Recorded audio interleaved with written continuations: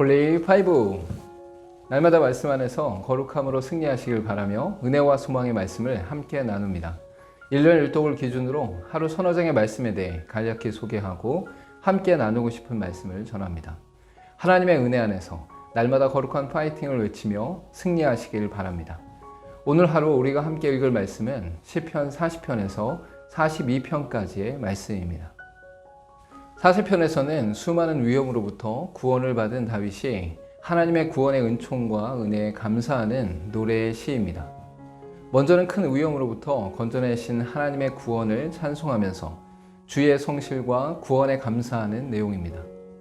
이어 죄로 말미암아 처하게 된 영적 침체에서의 구원과 원수들의 위협으로부터 구원해 주시기를 탄식합니다.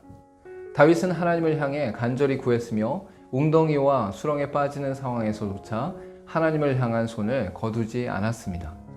결국 하나님께서 다윗을 반석 위에 올려놓듯 끝까지 하나님만 바라보며 기다리는 사람을 향해 은혜를 베풀어 주십니다. 어떤 상황 속에서도 하나님을 향해 손을 놓지 않는 다윗의 모습을 통해 우리의 삶과 신앙을 돌아볼 수 있어야 합니다.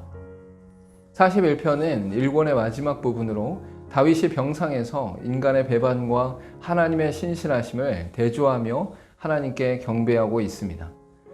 먼저는 연약한 자에 대한 긍휼과 긍휼히 여기는 자의 복과 여호와의 치료, 하나님의 용서를 구하는 내용입니다.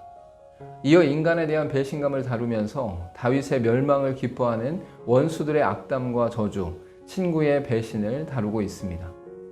마지막으로 하나님의 신실하심에 대한 확신으로 원수에 대한 승리와 하나님의 영원한 보호, 하나님에 대한 찬양을 말하고 있습니다. 다윗은 심각한 병에 걸리고 대적들이 음해하려고 하는 어려운 상황 속에서도 하나님을 향한 처음 믿음을 회복하였습니다. 다윗은 환경과 상황에 상관없이 하나님을 향한 믿음의 고백 안에서 매 순간 승리하는 삶을 살았습니다. 42편은 이 권의 첫 번째 시로서 예루살렘 성전을 멀리 떠나 있어 예배에 참석할 수 없음으로 인한 비탄과 갈망의 시입니다. 시의 역사적 배경으로 여호아김 바벨론 포로, 히스기야 사망 선언, 다윗의 압살롬 반역 등의 의견이 있습니다. 먼저는 성전을 멀리 떠나게 되면서 살아계신 하나님을 애타게 그리워하며 간절히 찾는 모습을 다루고 있습니다. 이어 재난으로 인해 의기소침함 속에서도 구원을 위해 기도하고 원수의 조롱을 상기하며 낭망을 극복한 찬양입니다. 오늘 읽을 말씀 중에서 함께 나누고 싶은 말씀은 시편 40편 11절에서 13절까지의 말씀입니다.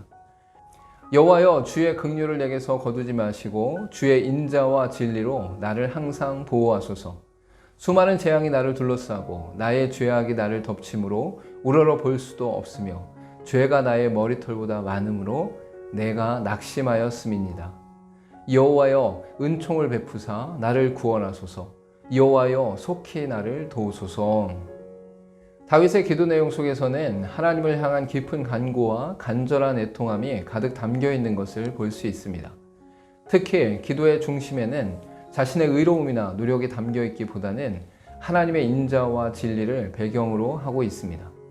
또한 극단의 상황과 최악의 현실 속에서도 하나님을 향한 간구를 놓지 않고 있음을 알 수 있습니다. 다윗에게 있어서 하나님은 인생의 모든 것을 주관하시는 분이시며 어떠한 상황 속에서도 손을 놓지 않으시는 분이었습니다. 믿음의 백성들은 하나님의 신실하심을 의지하면서도 하나님을 신뢰하는 자세를 놓지 않는 사람들입니다. 삶 속에 일어나는 수많은 고난과 고통 속에서도 영원하신 하나님을 온전히 바라보며 승리하시는 삶이 되길 소망합니다. 함께 기도하겠습니다.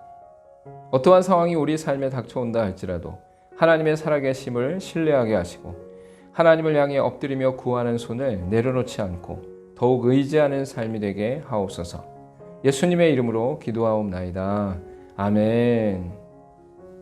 우리가 처한 상황은 언제 어디서 어떻게 변할지 모르는 상황입니다.